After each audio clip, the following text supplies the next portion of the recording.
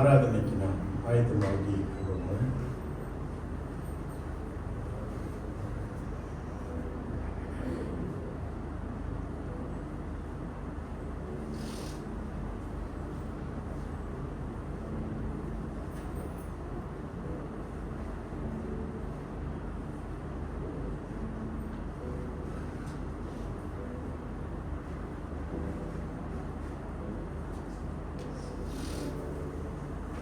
உங்களுக்காக நீங்கள் ஜெபித்துக் கொள்ளுங்கள்.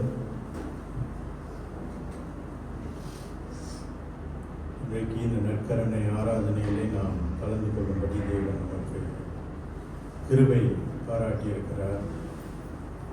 அதை உணர்ந்தவர்களாக நம்மை சோதித்தறிந்து ஆராதனையில் தேவன் நம்மளோடு இடைப்படும்படி உங்களுக்காக நீங்கள் வேண்டிக் கொள்ளுங்கள். கர்த்தருடைய சத்தத்தை இன்றைக்கு நாம் கேட்கும்படி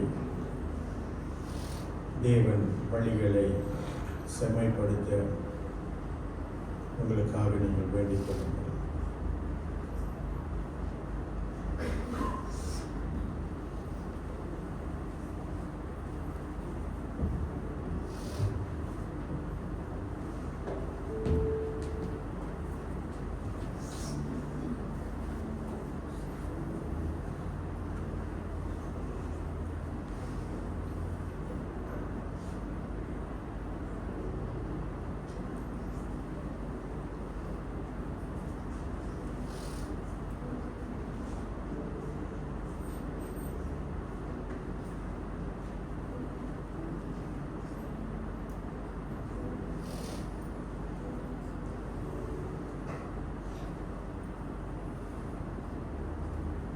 இருபத்தி 9வது சங்கீதம் வசனம் 2-4 வாசிக்க கேட்போம். கர்த்தருடைய நாமத்துக்குரிய மகிமையை அவருக்கு செலுத்துங்கள். பரிசுத்த அலங்காரத்துடனே கர்த்தரை தொழுது கொள்ளுங்கள். கர்த்தருடைய சத்தம் வல்லமை உள்ளது. கர்த்தருடைய சத்தம் மகத்துவம் உள்ளது. கர்த்தருடைய சத்தம் வல்லமை உள்ளது. கர்த்தருடைய சத்தம் மகத்துவம் உள்ளது. அந்த மகத்துவம் உள்ள தேவனை நாம் யாவரும் போற்றி பாடும் வண்ணமாக, தேவன் செய்த நன்மைகளை எண்ணி பார்த்து போற்றி பாடும் வண்ணமாக கர்த்தரின் சத்தம் வல்லமை உள்ளது. சபையார் நாம் உற்சாகத்துடன் இந்த பாடலை நாம் பாடுவோம்.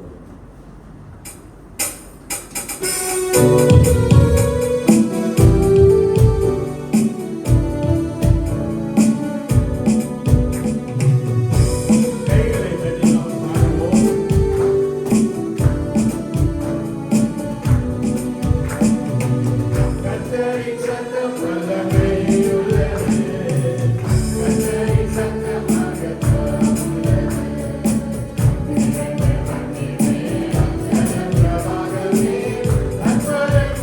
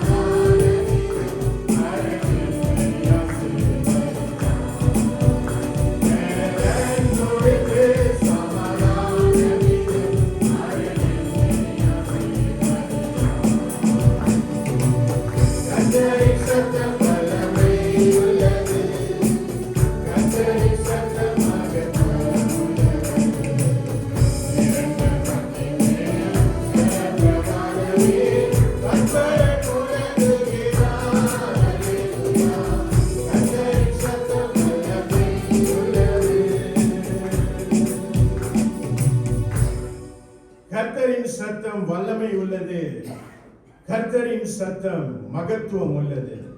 அந்த மகத்துவம் உள்ள தேவனையும் வல்லமை நிறைந்த தேவனையும் நாங்கள் போற்ற வந்திருக்கிறோம். ஆண்டவரே, அருமையான ஆசீர்வதிக்கப்பட்ட காலை நேரத்துக்காக நாங்கள் உமக்கு நன்றி செலுத்திக் கொள்கிறோம். ஆண்டவரே, உம்முடைய பலத்தை பெற்று இன்றைக்கு நாங்கள் வந்திருக்கிறோம்.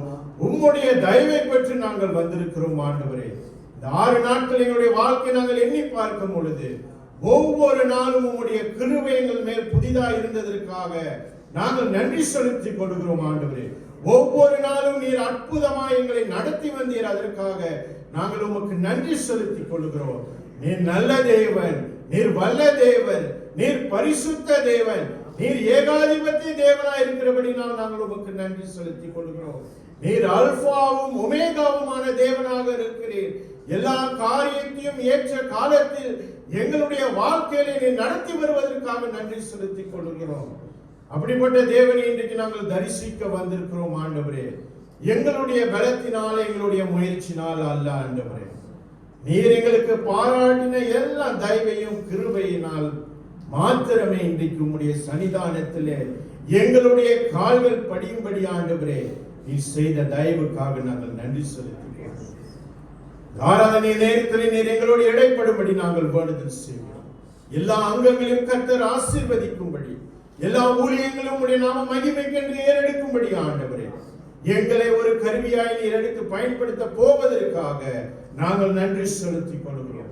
இன்றைக்கு நாங்கள் உங்களுடைய சத்தத்தை கேட்கின்ற பிள்ளைகளாக, சத்தத்தை கேட்டவர்களாக வீடு திரும்ப ஆண்டவரே, வெறுமனே வந்து வெறுமனே வீடு திரும்பாதபடி கர்த்தர் என்னோடு பேசினார் என்ற அந்த மன திருப்தியோடு, கர்த்தர் என்னை நடத்தினார் என்ற அந்த மன திருப்தியோடு, கர்த்தர் என்னோடு இடைப்பட்டார் என்ற அந்த மன திருப்தியோடு நாங்கள் வீடு செல்ல ஆண்டவரே நீர் எங்களுக்கு கிருபை பாராட்ட நாங்கள் வேண்டுதல் செய்கிறோம். அதற்கு தடையா இருக்கின்ற எங்களுடைய சரீர பலவீனங்கள், பாவங்கள், தப்பிதங்கள் எல்லாவற்றையும் ஆண்டவரே கல்வாரி ரத்தம் எங்களுடைய பாவங்களை மன்னித்து ஆண்டவரே காலை நேரத்தை பரிசுத்த உள்ளத்தோடு, பரிசுத்த சிந்தையோடு, ஆவி ஆத்மா சரீரத்தோடு நாங்கள் உம்மை ஒருமனப்பட்டவர்களாக உம்மை ஆராதிக்க எங்களுக்கு நீர் கிருபை பாராட்டு நாங்கள் வேண்டுதல் செய்கிறோம். வந்தவர்களையும் வந்து கொண்டிருக்கின்ற பிள்ளைகளையும் தொடர்ந்து நீர் நடத்த நாங்கள் வேண்டுதல் செய்கிறோம். நாங்கள் எல்லோரும் ஆண்டவரே உம்மை ஆராதிக்க வேண்டும். எங்களுடைய பிள்ளைகள் உம்மை ஆராதிக்க வேண்டும். எங்களுடைய பேர பிள்ளைகள் உம்மை ஆராதிக்க வேண்டும். ஆண்டவரே நீர் எங்களோடு இடைப்படும்படி அருமை இரட்சகரான இயேசு கிறிஸ்துவின் இனிய நாமத்தில் ஜெபத்தை எடுக்கிறேன் நல்ல பிதாவே, ஆமென். சபையார் அமருங்கள். அந்த நாயகனாகிய இயேசு கிறிஸ்துவை மீண்டும் நாம் பாடுவோம். ஆராதனை நாயகன் நீரே.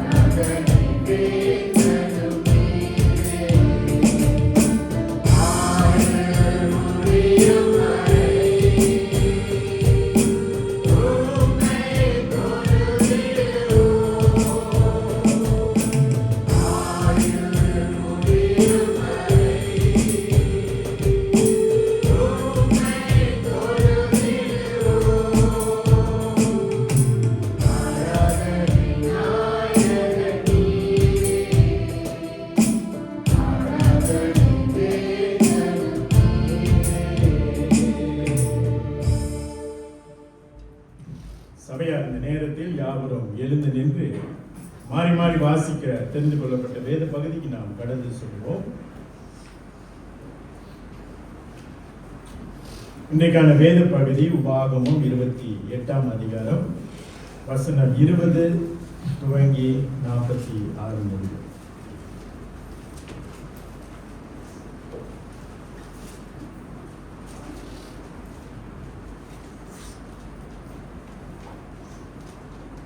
உபாகமம் 28வது அதிகாரம் 20வது வசனத்திலிருந்து 46வது வசனம் வரை மாறி மாறி வாசிப்போம். பக்கம் 258. பக்கம் 258. என்னை விட்டு விலகி நீ செய்து வருகிற துர்க்கிரியைகள் நிமித்தம் சீக்கிரத்தில் கெட்டு போய் அழியும் மட்டும் நீ கையிட்டு செய்கிறதெல்லாவற்றிலும் கர்த்தர் உனக்கு சாபத்தையும் சஞ்சலத்தையும் கேட்டையும் வரப்பண்ணுவார்.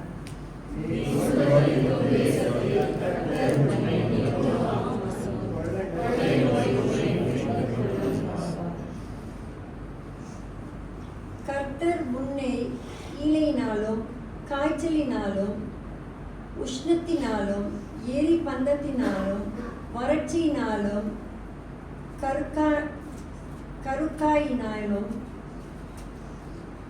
விஷப்பணியினாலும் பாதிப்பார். நீ அழியும் மட்டும் இவைகள் உன்னை பின்தொடரும்.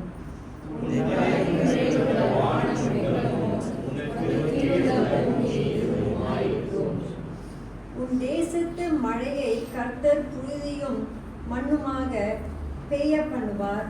நீ அழியும் மட்டும் அப்படியே வானத்திலிருந்து உன்மேல் இறங்கி வரும்.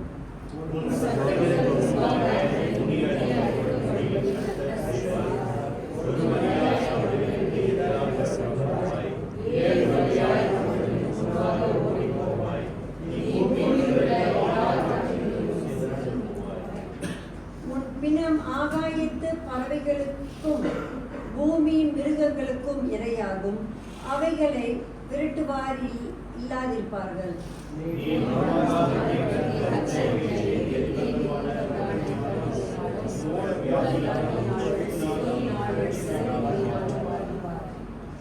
கர்த்தர் உன்னை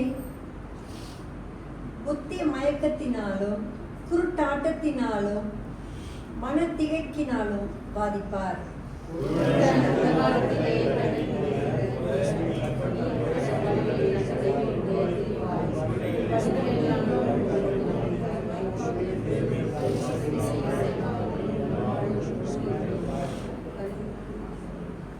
பெண்ணை உனக்கு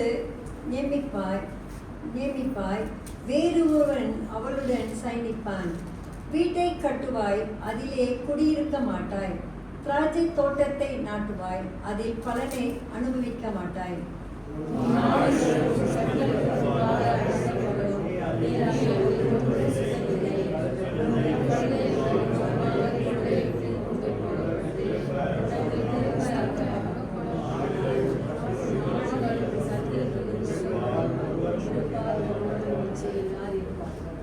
உன் குமாரரும் உன் குமார்த்திகளும் அந்நிய ஜனங்களுக்கு ஒப்புக் கொடுக்கப்படுவார்கள்.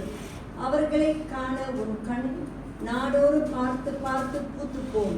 உன் கையின் பலன் இல்லாதிருக்கும்.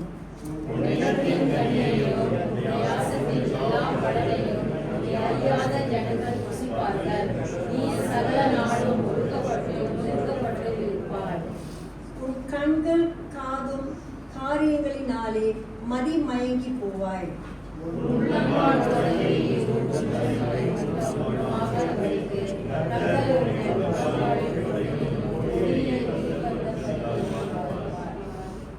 கர்த்தர் உன்னையும் உனக்காக நீ ஏற்படுத்தி கொண்ட ராஜாவையும் நீயும் உன் பிதாக்களும் அறியாத ஜாதிகளிடத்துக்கு போக பண்ணுவார்.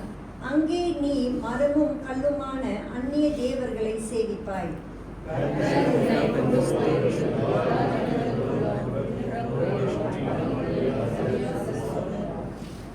மிக விதையை வயலுக்கு கொண்டு போவாய், கொஞ்சம் அறுப்பாய், வெட்டுக்கிளி அதை பட்சித்து போடும்.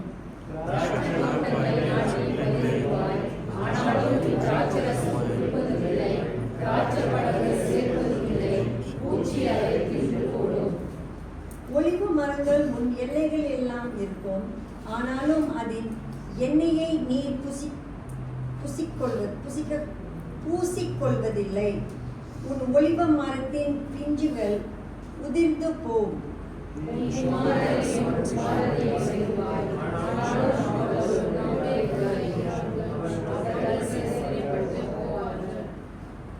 உன் மரங்கள் எல்லாவற்றிலும் உன் நிலத்தின் கனிகளையும் விட்டில் பட்சித்து போடும்.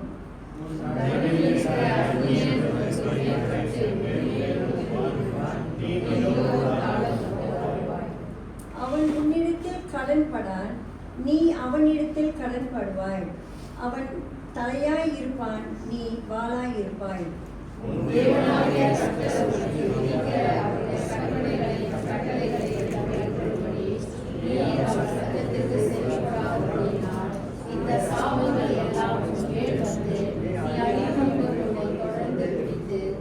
சேர்ந்து வாசிப்போம். சந்ததியிலும் எந்தெந்தற்கும் அடையாளமாகவும் அற்புதமாகவும். சபையா நண்பர்கள், இந்த பகுதியை மீண்டுமாக நீங்கள் வீட்டிலே போய் வாசிப்பது மிக மிக பிரயோஜனமாக. இந்த வாசித்த எல்லா வசனத்திலையும் இதுல ஒரு வசனத்தை நீங்க குறிப்பிட்டு எடுத்து உங்களோட வாழ்க்கையில நீங்க வச்சு பார்த்தீங்கன்னா ஒரு வசனம் போதும். இன்றைக்கு இப்படிப்பட்ட சாபங்களை இந்த இஸ்ரவேல் ஜனங்களுக்கு தேவன் கொடுப்பாரானால் எவ்வளவாக தேவனுடைய மனதை அவர்கள் புண்படுத்தியிருப்பார்கள்.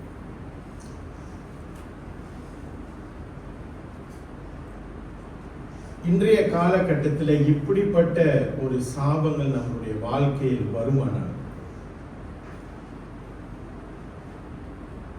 அதை நிச்சயமா நான் சொல்றேன், நம்மளால ஜீர்ணிக்க முடியாது. என்ன சொல்லணும்னா ஒரே வார்த்தையில இப்படிப்பட்ட சாபங்கள் நமக்கு வருமானால் ஒரு மனுஷனோ ஒரு மனுஷியோ நான் வாழ்ந்து என்ன பிரயோஜனம்? ஆனால் இன்றைக்கு நீங்களும் நானும் கிருபையின் காலத்துல வாழ்ந்து கொண்டிருக்கிறோம். இதே காரியத்தை தான் குறிப்பாக அந்த 45வது வசனத்துல சொல்லுகின்ற பிரகாரம் கர்த்தருடைய கற்பனைகளுக்கும் கர்த்தருடைய வார்த்தைக்கும் கீழ்ப்படியாமல் இன்றைக்கும் தேவ ஜனங்கள் இருக்கிறத பார்க்க. அப்ப நியாயமுள்ள ஒரு கடவுளா அவர் இருந்தாருன்னா இதே சாபம் தான் அவர் தன்னுடைய ஜனங்களுக்கு கொடுக்கணும். ஆனால் புதிய ஏற்பாட்டின் காலத்தில் கிருபையின் காலத்தில் இன்றைக்கு நாம் வாழ்ந்து கொண்டிருக்கிறபடினால்தான் ஒவ்வொரு நாளும் நம்முடைய தப்பிதங்களையும் நம்முடைய பாவங்களையும் நம்மளுடைய முரட்டாட்டங்களையும் கீழ்ப்படியாத தன்மைகளும் கடவுள் ஒவ்வொரு நாளும் நமக்கு இரக்கமாய் மன்னித்து நம்மை நடத்தி வருகிறார். இப்படிப்பட்ட தேவனை இன்னைக்கு நீங்களும் நானும் தரிசித்து கொண்டு வருகிறோம். அப்படி என்றால் கிருபையின் காலத்தில் நாம் வாழ்ந்து கொண்டிருந்தோம் என்றால் எதை வேணாலும் நம்ம செஞ்சிடலாம் அப்படின்னு முடிவாயிராது. நாம் செய்கின்ற ஒவ்வொரு அக்கிரமங்களுக்கும் அதற்கான கான்சிக்வன்சஸ், அதற்கான தண்டனை என்று அல்ல, அதற்கான விளைவுகளை நீங்களும் நானும் வாழ்க்கையில சந்திக்க வேண்டும். அதே தேவன் இந்த பழைய ஏற்பாட்டில் இந்த சாபங்களை சொன்ன அதே தேவனை தான் இன்னைக்கு நாம் சேவித்து வரோம். மறந்துட வேணாம். வாழ்க்கையை தொடர்ந்து நாம் பின்னோக்கி பார்த்து தேவனுக்கு பிரியமுள்ள வாழ்க்கையை நாம் வாழும்படி தேவன் நமக்கு தொடர்ந்து கிருபை பாராட்டுவாராக.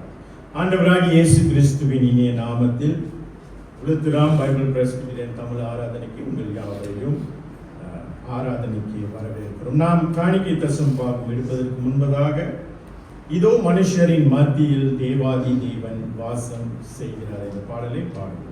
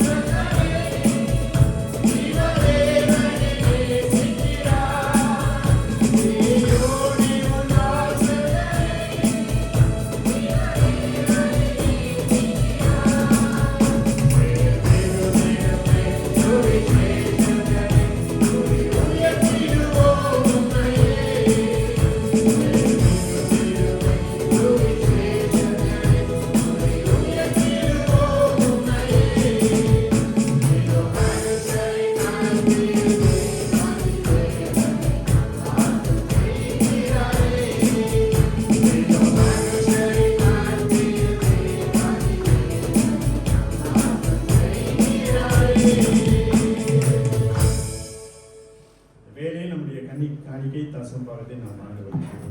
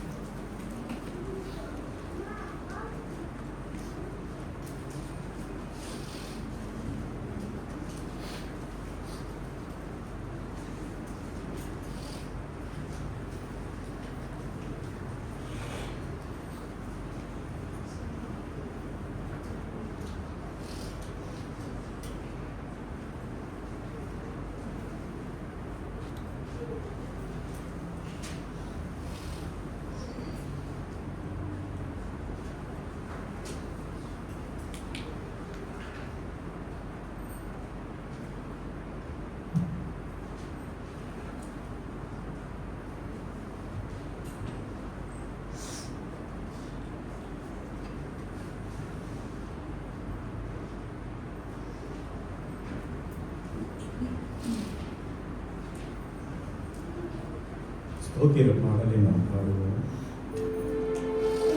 பூலோகத்தாரே யாவரும் கர்த்தாவில் களி கூருங்கள்.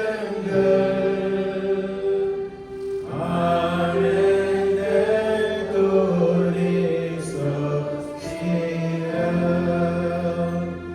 செலுத்தி பாட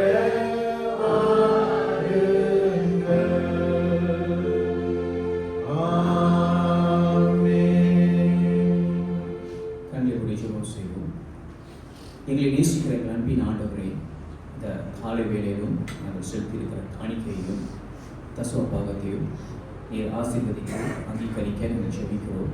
ஆண்டவரே, நீர் எங்களுக்கு சரீரத்தில் கொடுத்த பலத்துக்காக நன்றி. உங்கள் வேலைக்கு போயிட்டு வர சம்பாதிக்க நீர் எங்களுக்கு உதவி செய்தமைக்காக உங்களுக்கு ஸ்தோத்திரம் செலுத்துகிறோம். தகப்பனே, நாங்கள் செலுத்தியிருக்கிற இந்த காணிக்கையும் தசமபாகத்தையும் உடைய ராஜ்யத்தின் விரைவாக பயன்பட நாங்கள் ஜெபிக்கிறோம். ஆண்டவரை எடுத்து உபயோகிக்கிற தலைவர்களை ஆசீர்வதித்து அவர்களுக்கு ஞானத்தை கொடுத்து நீர் வழி நடத்தும். இதை தொடர்ந்து என்னுடைய கரத்தை நீர் ஆசீர்வதித்து இன்னும் அதிகமாக நமக்கு கொடுக்க எங்களுக்கு உதவி செய்யும். இயேசுவின் பல நாமத்தில் வேண்டிக் கொள்கிறோம். ஜீவனுள்ள ஆமென். சபையார் யாவரும் எழுந்து நின்று போதக ஜெபத்துக்கு நாம் கடந்து போவதற்கு முன்பதாக ஜெபசிந்தியோடு இந்த தூபம் போல் என் ஜெபங்கள் ஏற்றுக்கொள்ளும் ஐயா ஜெபசிந்தியோடு இந்த பாடலை நாம் பாடலாம். பாடலுக்கு பிறகு சபையின் போதகர் நம்மை ஜெபத்தில் வருகிறார்.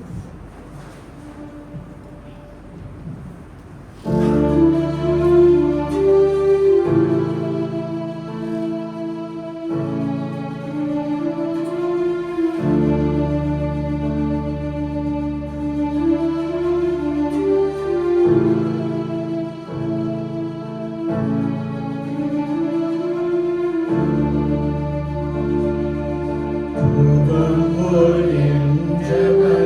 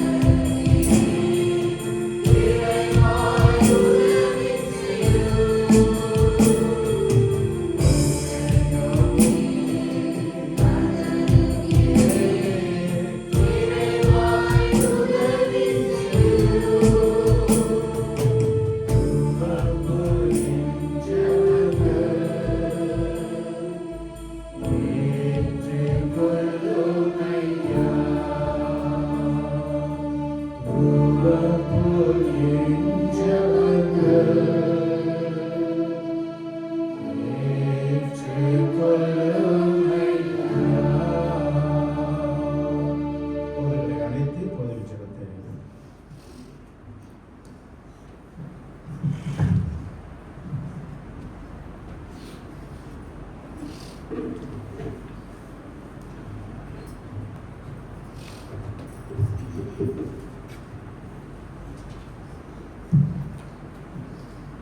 யாவரும் கண்களை மூடி ஜெபம் செய்வோம். எங்கள் அன்பின் பரலோக பிதாவே, மகா இரக்கமுள்ள எங்கள் தேவனே, உம்முடைய நாமத்தை உயர்த்தி உம்மை ஸ்தோத்திரிக்கிறோம். கர்த்தர் நல்லவர், கர்த்தர் கிருபை உள்ளவர், கர்த்தர் தயை உள்ளவர். எங்களுக்கு ஒவ்வொரு நாளும் இரக்கம் பாராட்டுகிற எங்கள் தேவனை உம்மை ஸ்தோத்திரிக்கிறோம்.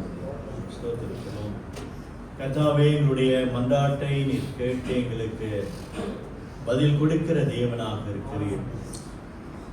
ஆகிலும் கர்த்தாவே, இந்த வேளையில் எங்களுடைய பாவங்களை கர்த்தாவே எங்களுக்கு மன்னித்து, எங்களுடைய அக்கிரமங்களையும் எங்களுடைய மீறுதல்களையும் கர்த்தர் எங்களுக்கு மன்னித்து, ஆண்டவரே எங்களுடைய ஜெபத்தை கேட்டருள வேண்டுதல் செய்கிறோம். தகப்பனே, எங்கள் மத்தியிலே நோய்வாய்ப்பட்டிருக்கிற பிள்ளைகளுக்காக நாங்கள் மன்றாடுகிறோம். தேவன் தாமே அவர்களை கிருபையாய் கண்ணோக்கி பார்க்க, அவர்களுக்கு சரீரத்தில் வேண்டிய சுகத்தை கர்த்தர் கொடுக்க நாங்கள் ஜெபிக்கிறோம். ஆண்டவரே, குறிப்பாக சகோதரர் டேனிக்காக நாங்கள் மன்றாடுகிறோம். டயாலிசிஸ் செய்கிற மகனை கர்த்தர் தொடர்ந்து தயவாய் நடத்துவீராக. வாரத்தில் 3 நாள் ஆண்டவரே இந்த டயாலிசிஸ் செய்வதற்கான பலனை கர்த்தாவே நீர் தந்தருள நாங்கள் கெஞ்சுகிறோம். ஆண்டவரே, மகனை திடப்படுத்துங்க, பலப்படுத்துங்க. மகனுடைய வாழ்க்கையில தொடர்ந்து கர்த்தருடைய நாமம் மகிமைப்படும்படியாய் நாங்கள் கெஞ்சுகிறோம். கர்த்தாவே, ஆண்டவரே, இந்த வேலையில ராஜசேகர், ஜெசிகா பிள்ளைகளுக்காக நாங்கள் மன்றாடுகிறோம். தொடர்ந்து இவர்களுக்கும் கர்த்தாவே நீர் சுகம் கொடுக்க நாங்கள் ஜெபிக்கிறோம். இந்த இன்ஃப்ளூயன்ஸால இருந்து ஆண்டவரே பூரண விடுதலையை கர்த்தர் கொடுக்கும்படியாய் நாங்கள் மன்றாடுகிறோம். ஆண்டவரே, சகோதரி ஜுபினாவுக்காக நாங்கள் ஜெபிக்கிறோம். மருத்துவமனையில் இருக்கிற மகளை கர்த்தர் கண்ணோக்கி பாரும். ஆண்டவரே, தேவனே, மகளுக்கு சுகம் கொடுக்க, டாக்டர் கண்களிலிருந்து மகளுக்கு தயவு கிடைக்க ஆண்டவரே நீர் தாமே உதவி செய்ய நாங்கள் ஜெபிக்கிறோம். தாயார் ஏஞ்சலின்காக நாங்கள் மன்றாடுகிறோம். தாய்க்கும் தொடர்ந்து கர்த்தர் இறங்கி தாய் பலப்படுத்த, ஸ்திரப்படுத்த வேண்டுதல் செய்கிறோம். கர்த்தாவே, ஆண்டவரே, கர்த்தாவே, இப்படியாக வேலை செய்கின்ற பிள்ளைகளுக்கு தேவன் தயை பாராட்ட கெஞ்சுகிறோம். வேலை இடத்துல கர்த்தருடைய இரக்கமும் தயவும் வழிநடத்துதலும் அவர்களுக்கு பூரணமாய் இருப்பதாக. ஆண்டவரே, வேலை இடத்துல பலவிதமான சவால்களை, போராட்டங்களை சந்திக்கிற பிள்ளைகளுக்கு தேவனே உங்களுடைய விடுதலையை தரும்படியாய் நாங்கள் ஜெபிக்கிறோம். கர்த்தாவே, முதலாளி கண்களிலிருந்து அவர்களுக்கு தயவு கிடைப்பதாக. ஆண்டவரே, அப்படியாக அவர்களுக்கு கர்த்தர் கொடுத்த அந்த வேலைகளை தொடர்ந்து உற்சாகத்தோடு செய்ய, சமாதானத்தோடு செய்ய, ஆண்டவரே, வேலையிடத்துல ஒரு சமாதானத்தை கர்த்தர் கட்டளையிட நாங்கள் ஜெபிக்கிறோம். கர்த்தாவே, அப்படியாக அவங்க வேலை செய்யற அந்த வேலை நிமித்தமாக வருகிற வருமானத்தை கர்த்தர் ஆசீர்வதிப்பீராக. வருமானத்தை கர்த்தர் அதிகரிக்க பண்ண நாங்கள் ஜெபிக்கிறோம். ஆண்டவரே, அந்த வருமானத்தை கொண்டு கர்த்தருக்கு கொடுக்க வேண்டியதை கர்த்தருக்கு கொடுக்கவும், தங்களுடைய குடும்பத்தை நடத்துவதற்கான எல்லா திராணி அவர்களுக்கு உண்டாகத்தக்கதாக ஆண்டவரே நீர் அவர்களை ஆசீர்வதிக்க, அவர்களுடைய கைகளின் பிரயாசங்களை கர்த்தர் ஆசீர்வதிக்க நாங்கள் கெஞ்சுகிறோம். ஆண்டவரே, படிக்கிற பிள்ளைகளுக்கு அப்படியாய் தேவன் இறங்கி தொடர்ந்து கல்வி ஞானத்தை கர்த்தர் தந்தருள வேண்டுதல் செய்கிறோம். கர்த்தாவே, தேவனே, இப்படியாக எங்களுடைய உளுத்தரம் திருச்சபையை கர்த்தர் தயவாய் இம்மட்டும் ஆசீர்வதித்து வருகிறீர். எல்லா ஊழியங்களையும் சபையாய் கர்த்தர் நடத்துகிறீர். அதற்காக உமக்கு நாங்கள் நன்றி செலுத்துகிறோம். தொடர்ந்து ஆண்டவரே, உங்களுடைய பிள்ளைகள் அறிகின்ற அறிவிலும் ஞானத்திலும் வளர தேவன் தாமே உதவி செய்வீராக. ஆண்டவரே, பல விதமான சிரமங்களை எதிர்நோக்குகிற குடும்பங்களுக்காக நாங்கள் ஜெபிக்கிறோம். அவர்களையும் கர்த்தர் தயவாய் கண்ணோக்கி பார்த்து அவர்களை ஸ்திரப்படுத்த, பலப்படுத்த நாங்கள் ஜெபிக்கிறோம். ஆண்டவரே, தொடர்ந்து ஆண்டவரே, உடைய பிள்ளைகளாகிய நாங்கள் கர்த்தராகிய இயேசு கிறிஸ்துவினுடைய வருகைக்கு ஆயத்தம் உள்ளவர்களாய் நாங்கள் காணப்பட தேவனே எங்களை பலப்படுத்த, ஸ்திரப்படுத்த, பரலோகத்தை நாடுகிறவர்களாக, ஆண்டவரே, பரலோகத்தின் காரியங்களை தேடுகிறவர்களாய் எங்களுடைய வாழ்க்கை காணப்பட நாங்கள் ஜெபிக்கிறோம். ஆண்டவரே, கர்த்தாவே, 3வது வாரம் குமாஸ் திருச்சபையினுடைய அனிவர்சரிக்காக, ஆராதனைக்காக ஜெபிக்கிறோம். இந்த ஆராதனையும் கர்த்தர் தயவாய் பொறுப்படுத்தி வழிநடத்த நாங்கள் வேண்டுதல் செய்கிறோம். மாதம் இறுதியில நடக்கிறதான இந்த கம்பைன் பிரேயர் டேக்காக நாங்கள் ஜெபிக்கிறோம். ஆண்டவரே, இந்த ஜெப நாளையும் கர்த்தர் தயவாய் ஆசீர்வதிக்க, எல்லா திருச்சபையாரும் அந்த நாளில வந்து கலந்து ஆண்டவரே தேவனை நோக்கி ஜெபிக்க ஆண்டவர் தாமே வழிநடத்த நாங்கள் கெஞ்சுகிறோம் கர்த்தாவே. தேவனே இப்படியாக எங்களுடைய ஊழியங்களை கர்த்தர் தொடர்ந்து ஆசீர்வதிப்பீராக. ஆண்டவரே இந்த ஆராதனையும் கர்த்தர் தொடர்ந்து தயவாய் நடத்த, இதர சபைகளில் நடக்கிற எல்லா ஆராதனைகளையும் கர்த்தர் பொறுப்பெடுத்து வழி நடத்த நாங்கள் ஜெபிக்கிறோம் கர்த்தாவே. ஆண்டவரே இன்றைக்கும் இந்த பரிசுத்த பந்திக்கு நாங்கள் வரவிருக்கிறோம். எங்களுடைய உள்ளங்களை கர்த்தர் ஆராய்ந்து பார்த்து ஆண்டவரே நாங்கள் மனம் திரும்பி கர்த்தரை தேடுகிறவர்களாக எங்களை வழிநடத்தும். ஆண்டவரே பேசுகிற அடியேனை கர்த்தர் மறைத்து நீர் பேசுவீராக. உங்களுடைய வார்த்தை பேசப்படும் போது ஆண்டவரே எங்களுடைய செவிகளை நாங்கள் மந்தமாக்காமல், எங்களுடைய இருதயங்களை நாங்கள் கடினப்படுத்தாமல் ஆண்டவரே பரிசுத்த ஆவியானவர் கொண்டு நீர் எங்களோடு கூட இடைப்பட, எங்களுடைய இருதயங்களை செறிபடுத்த ஆண்டவரே நாங்கள் வேண்டுதல் செய்கிறோம். எங்களுடைய பாவ சுபாவங்களை ஆண்டவரே நாங்கள் நீக்கி போட்டு புதிய மனுஷனுக்கு ஏற்ற வாழ்க்கையை நாங்கள் வாழ தேவனே எங்களோடு கூட இடைப்படுவீராக. எங்களை தாழ்த்தி உடைய கரத்திலே ஒப்பு கொடுக்கிறோம். நீர் தாமே எங்களை தயவாய் நடத்த செபிக்கிறோம் கர்த்தாவே. இயேசுவின் இன்ப நாமத்திலே இந்த ஜெபத்தை எடுக்கிறோம் எங்கள் ஜீவனுள்ள நல்ல பிதாவே, ஆமென். அமருங்கள்.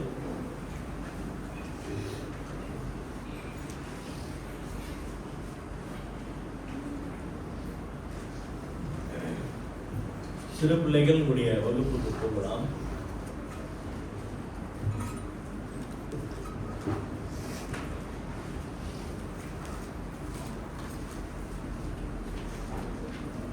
இன்றைக்குள்ள தேவ செய்திக்கான வசனம் ரோமர் 3ஆம் அதிகாரம் வசனங்கள் 23 தொடங்கி 26 முடிய.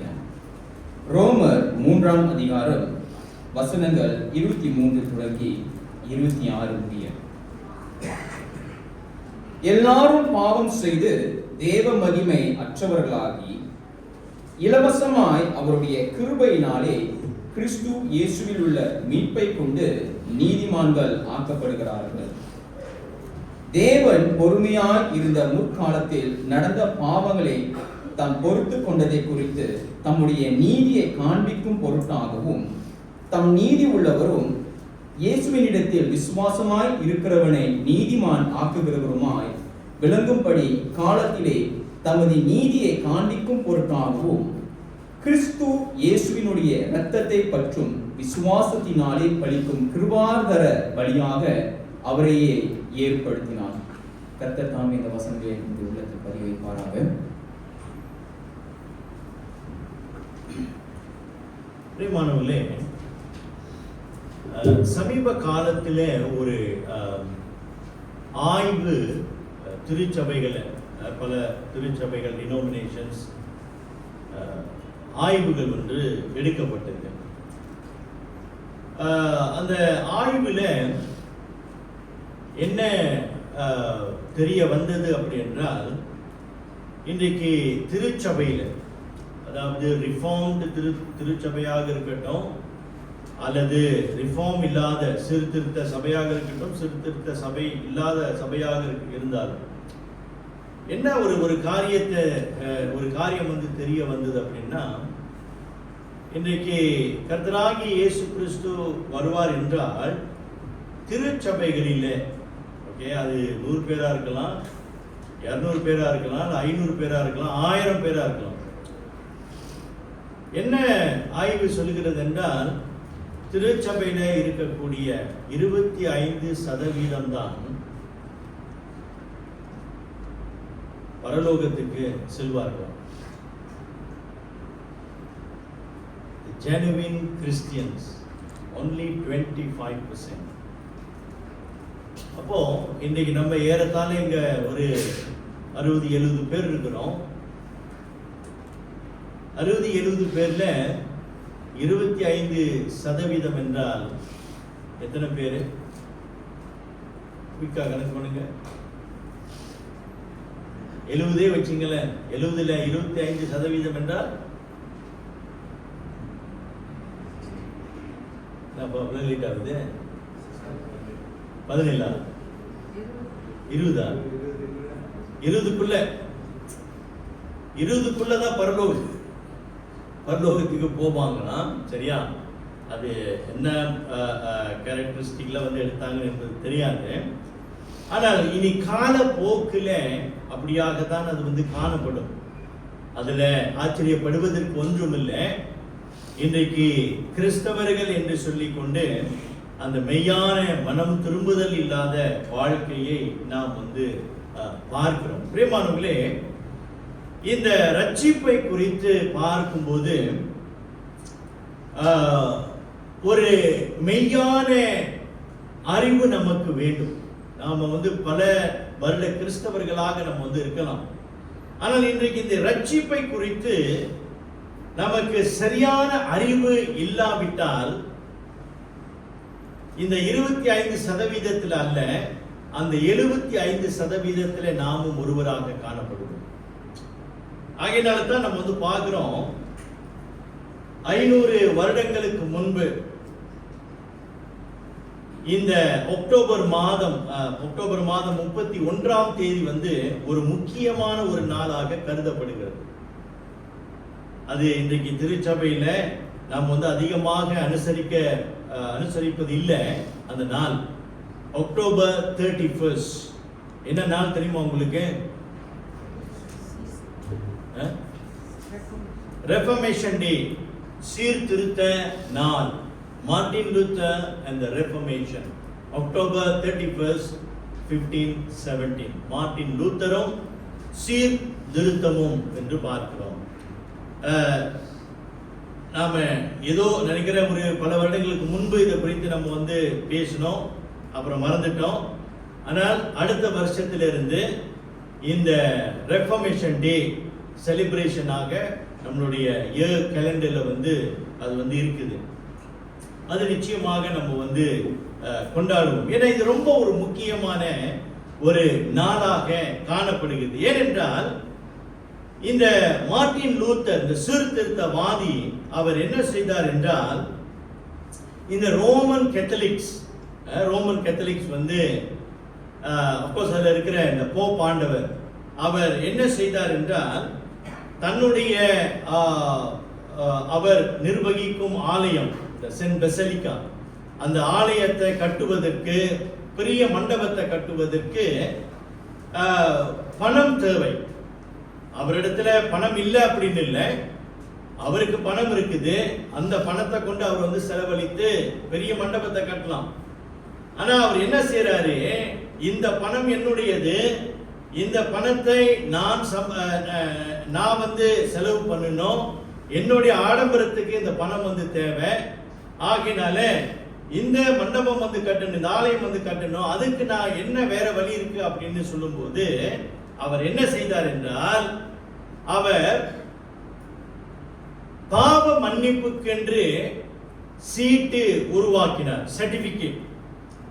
அப்ப அந்த ரோம கத்தலிக்ல இருக்கிற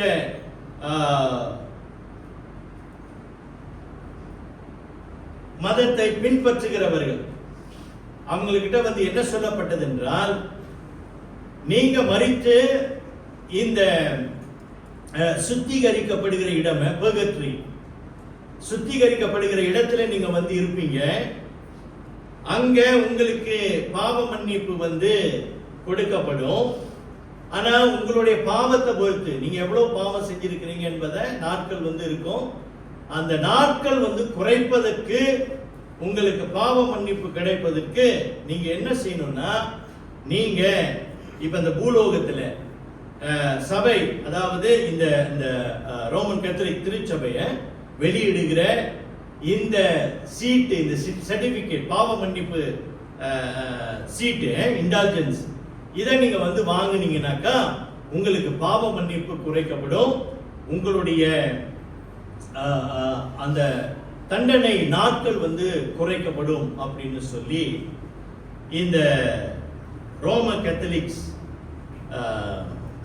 தலைவர்களை அது வந்து விற்க ஆரம்பித்தாங்க. அப்ப நீங்க எவ்வளவு சர்டிபிகேட் வாங்குறீங்களோ, எவ்வளவு கூட வாங்குறீங்களோ, அவ்வளவு பாவ மன்னிப்பு உங்களுக்கு கிடைக்கும். அது மாத்திரமல்ல, இதுக்கு முன்னதாக உங்களுடைய சொந்த பந்தம் அவங்க எல்லாம் அந்த இடத்துல இருக்கிறாங்க, அவங்களுக்கும் நீங்க சேர்த்து வாங்கலாம். சர்டிஃபிகேட். சரியா, நீங்க சேர்த்து வாங்கலாம். ஸோ இங்க நீங்க வந்து வாங்குனீங்கன்னாக்கா அங்க அவங்களுக்கு பாவ மன்னிப்பு கிடைக்கும்.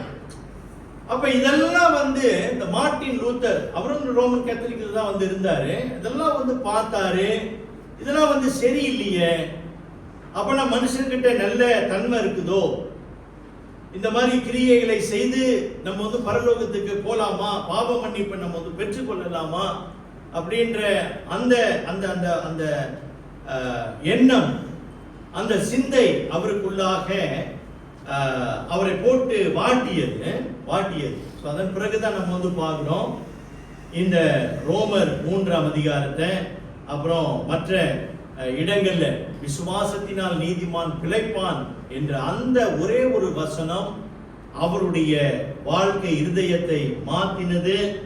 நாம் கடவுள் மேல் விசுவாசம் வைத்தால் போதும், இயேசுவின் மேல விசுவாசம் வைத்தால் போதும், நமக்கு பாவ மன்னிப்பு உண்டு என்று சொல்லி அந்த 31ஆம் தேதி அக்டோபர் மாதம் 31 1517ஆம் ஆண்டுல அந்த விட்டன்பர்க் திருச்சபையில அவர் என்ன செய்தார், அந்த திருச்சபை கதவுல 95 தீசிஸ் 95 நியாயங்கள், அதாவது இந்த ரோம கத்தோலிக் திருச்சபையில இருக்கிறதான தவறான அந்த உபதேசங்களை எல்லாம் ஒண்ணா 95 எழுதி அந்த கதவுல அவர் வந்து ஆணி அடிச்சார்.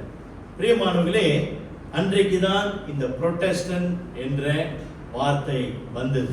மார்ட்டின் லூத்தர் அவர் ஒரு புரோட்டஸ்டன்ட், புரோட்டஸ்ட் பண்ணவர், அதனாலதான் அவர் வந்து அந்த புரோட்டஸ்டன்ட் என்ற அந்த வார்த்தை வந்ததை நம்ம வந்து பார்க்கிறோம். அதன் பிறகுதான் மற்ற எல்லா திருச்சபைகளும் லூதரன், மார்ட்டின் லூத்தரன், ஸோ அங்கேருந்து தான் லூதரன், அப்புறம் மெத்தடிஸ்ட், ஆங்கிலிக்கன், பிரஸ்பிட்டேரியன், இதெல்லாம் வந்து உருவானதை நம்ம வந்து பார்க்கணும்.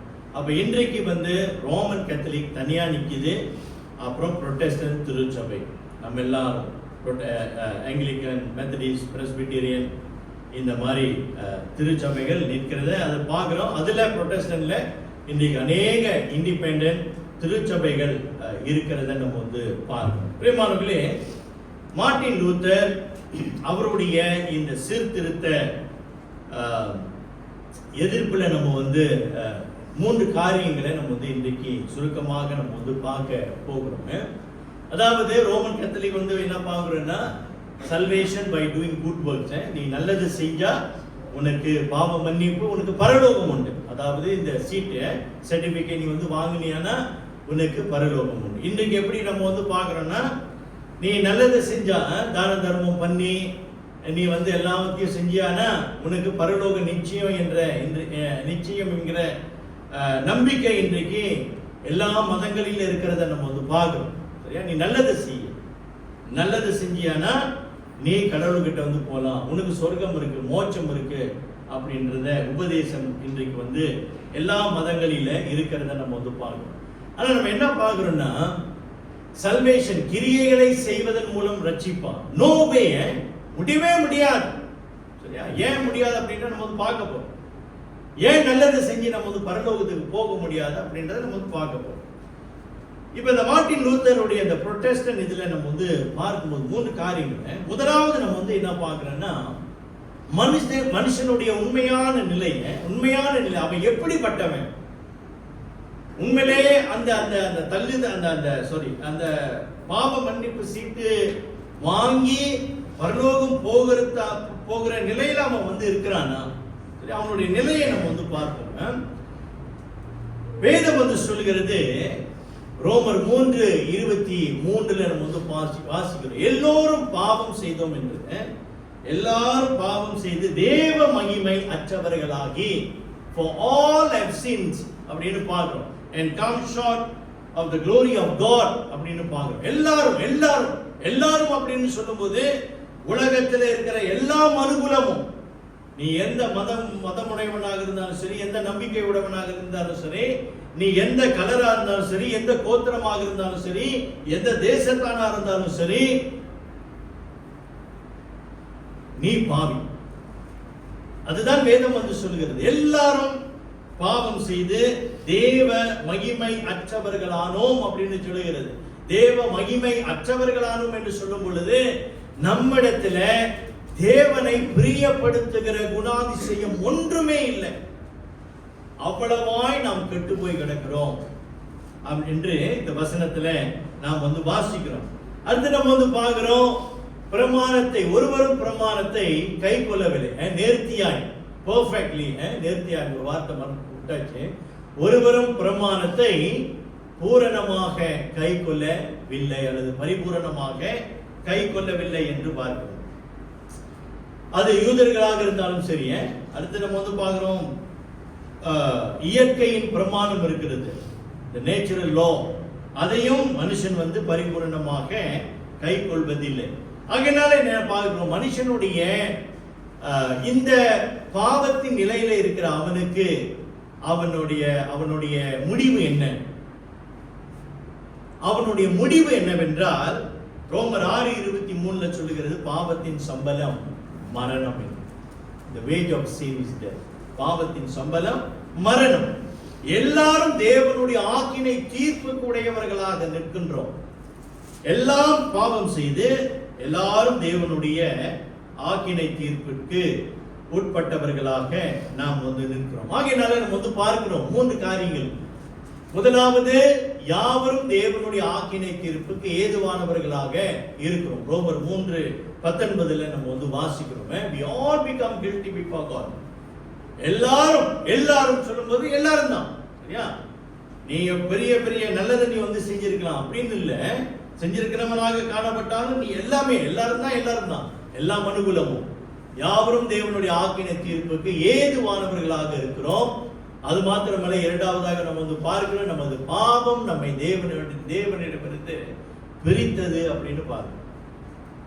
தேவனோடு கூட நம்ம சேர முடியாதவர்களாக இருக்கிறோம். கடவுளோடு கூட நம்ம இணைய முடியாதவர்களாக இருக்கிறோம். ஏனென்றால் கடவுள் பரிசுத்தம் உள்ளவர், நாம் பாவிகள். பரிசுத்தமும் பாவிகளும் சேர முடியாத ஒரு நிலையில இருக்கிறது. மூன்றாவதாக நம்ம பார்க்கிறோம், பாவிகளாகிய நாம் நம்முடைய குற்றத்தை நாமே நீக்கிக் கொள்ள முடியாது. இப்ப நம்ம பாவம் உள்ளவர்களாக நிற்கிறோம், பாவம் செய்கிறவர்களாக இருக்கிறோம். ஆனால் பரிசுத்தம் உள்ள தேவனிடத்துல நாம் சேர முடியல. சேருவதற்கு நாம் நம்மை கொண்டு நம்ம எதையுமே செய்ய முடியாதவர்களாக இருக்கிறோம். அந்த குற்றத்தை அது நம்மால நம்ம நீக்கி கொள்ள முடியாதவர்களாக நிற்கிறோம். அப்படின்னா என்ன அர்த்தம்? நாம் எவ்வளவுதான் நல்லதை செஞ்சாலும் நம்மளுடைய இந்த இருதயத்தில் உள்ள பாவங்களை நம்ம சரிப்படுத்த முடியாது. அதுதான் இந்த மூன்றாவது காரியத்துல நம்ம பார்க்கிறோம். ஆகையினால நாம் யாவரும் மனுகுலம் நம்ம பார்க்கிறோம், ரட்சிப்பு தேவைப்படும் பாவிகளாக இருக்கிறோம். We are sinners in need of salvation. நம்ம ரட்சிப்பு தேவை, நமக்கு பாவ மன்னிப்பு தேவை. கடவுளிடத்துல நம்ம சேரணும் அப்படின்னாக்கா நமக்கு பாவ மன்னிப்பு தேவையாக இருக்கிறது.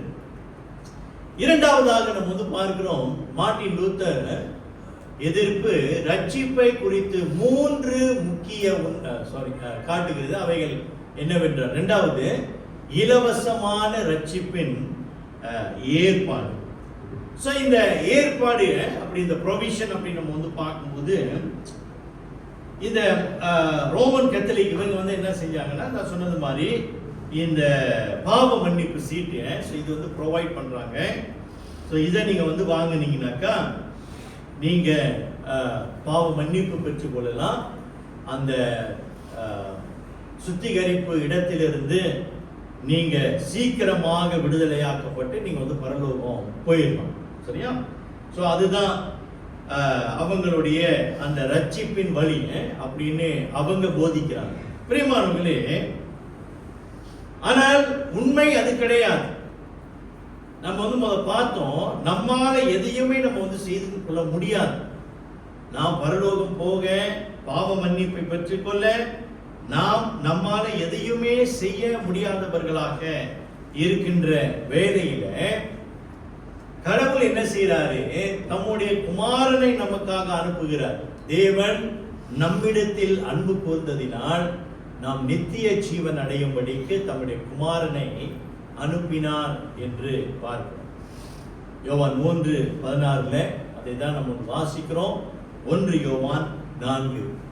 1 யோவான் 4:9 வாசிங்க. 1 John 4:9.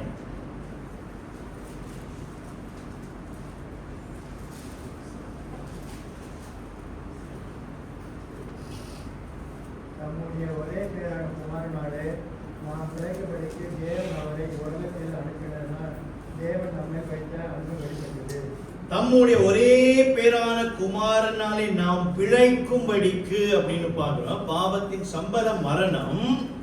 அந்த மரணத்திலிருந்து நாம் பிழைக்கும்படிக்கு தேவன் என்ன செய்தார்? அவரை, தம்முடைய குமாரனை இந்த உலகத்திற்கு அனுப்பினதினால் தேவன் நம்மேல் வைத்த அன்பு வெளிப்பட்டது என்று பார்க்கிறோம். பிரியமானவர்களே, கடவுள் மனிதனிடத்தில் அன்பு கூர்ந்தார் என்று பார்க்கிறோம். மனிதன் ஒருபோதும் கடவுளிடத்தில் அன்பு கூறவில்லை. கடவுள் மனிதனிடத்தில் அன்பு கூர்ந்தபடினால தான் அவனுடைய பாவங்கள் மன்னிக்கப்பட வேண்டும். பாவங்கள் மன்னிக்கப்பட்டால் தான் அவன் இறைவனிடத்திலே சேர முடியும் என்ற அந்த வழியை, அந்த ஒப்புரவாகுதலின் வழியை, the reconciliation way, அதை உண்டாக்கினார் என்று நம்ம வந்து பார்க்கிறோம். God took the initiative. கடவுள் தான் அந்த வழியை அவர் தெரிவு செய்து அந்த வழியை அவர் ஆயத்தம் பண்ணினார் என்று நாம் வந்து பார்க்கிறோம். அவர் வழியை ஆயத்தம் பண்ணினார், தம்முடைய குமாரனை வந்து அனுப்பினாரு. அது மாத்திரமல்ல, அடுத்ததாக நம்ம வந்து பார்க்கிறோம், தேவன் நம்மிடத்தில் அன்பு கூர்ந்ததினால் தம்முடைய குமாரனை கிருபாதார பலியாக ஒப்பு கொடுத்தார் என்று பார்க்கிறோம். கிருபாதார பலியை ஒரு பலியாக அவர் வந்து தன்னுடைய குமாரனை வந்து கொடுத்தார். சரி, இப்ப இதுல வந்து என்ன பார்க்கிறோம் அப்படின்னாக்கா, கடவுளுடைய ரட்சிப்பு நம்ம வந்து சொல்லும் போது அது எப்படியாக செயல்படுகிறது என்றால், பாவிகளாகிய நாம், பாவிகளாக நம்ம வந்து இருக்கிறோம், பாவம் செய்கிறவர்களாக நம்ம வந்து இருக்கிறோம். இந்த பாவத்துக்கு ஆண்டவர் தண்டனை கொடுக்கணும். ஏன்னா அவர்தான் கடவுள் பாவத்தை பார்த்துட்டு சும்மா இருக்க முடியாது. பாவத்தின் சம்பளம் மரணம். சோ அந்த தண்டனையை மனுஷன் வந்து அனுபவிக்கணும். சரி, இப்ப இந்த தண்டனையிலிருந்து மனுஷன் தப்பித்துக் கொள்ள வேண்டும் என்றால், அல்லது அதிலிருந்து விடுதலையாக்கப்பட வேண்டும் என்றால், இந்த பாவத்துக்கு சரிகட்டக்கூடிய வழி என்ன? அதை நிதானித்து பார்க்கும்போது நம்முடைய பாவமும் தேவனுடைய நீதி பரிசுத்தத்தை சரிபடுத்த, நிலைப்படுத்த என்ன வழி அப்படின்னு பார்க்கும்போது, கர்த்தராகிய இயேசு கிறிஸ்து சிலுவையில மரிக்க வேண்டும். That is the only way. கர்த்தராகிய இயேசு கிறிஸ்து தம்முடைய இரத்தத்தை சிந்தி நம்முடைய பாவங்களுக்காக அவர் மரிக்க வேண்டும். அதனாலதான் தமிழ்ல பழமொழி இருக்குல்ல, ரத்தம் சிந்துதல் இல்லாமல் பாவ மன்னிப்பு இல்லை. அது மதத்தில், எல்லா மதங்களிலும் அது வந்து இருக்கிறது. அதை தான் இன்றைக்கு வேதத்திலையும் நம்ம வந்து பார்க்கணும். ரத்தம் சிந்துதல் இல்லாமல் பாவ மன்னிப்பு இல்லை. ஆகையினால்தான் பார்க்கிறோம், பரிசுத்தமுள்ள கர்த்தராகிய இயேசு கிறிஸ்து தம்முடைய பரிசுத்த ரத்தத்தை கல்வாரி சிலுவையில நமக்காக ரத்தம் சிந்தினார் என்று நம்ம வந்து பார்க்கிறோம். அப்போ கடவுள் வந்து எப்படி பார்க்கிறாரு?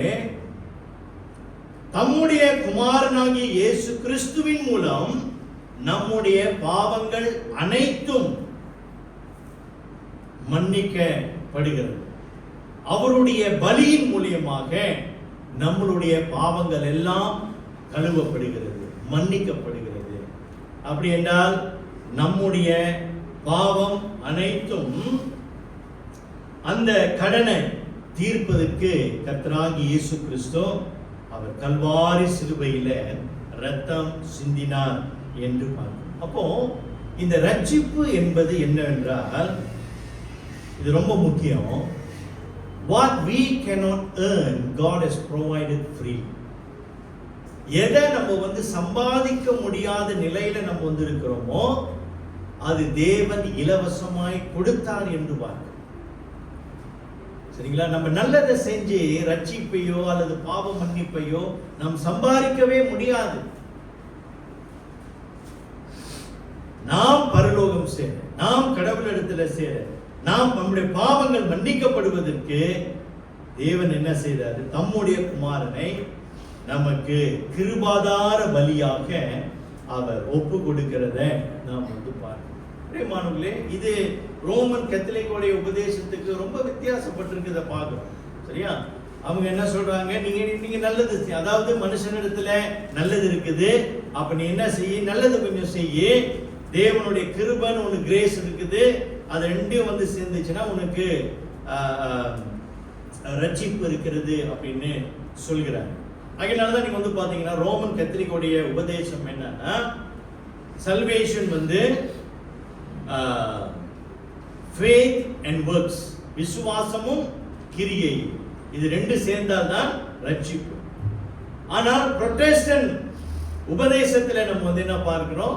ரட்சிப்பு என்று சொல்லும் பொழுது faith alone, விசுவாசம் மாத்திரம்.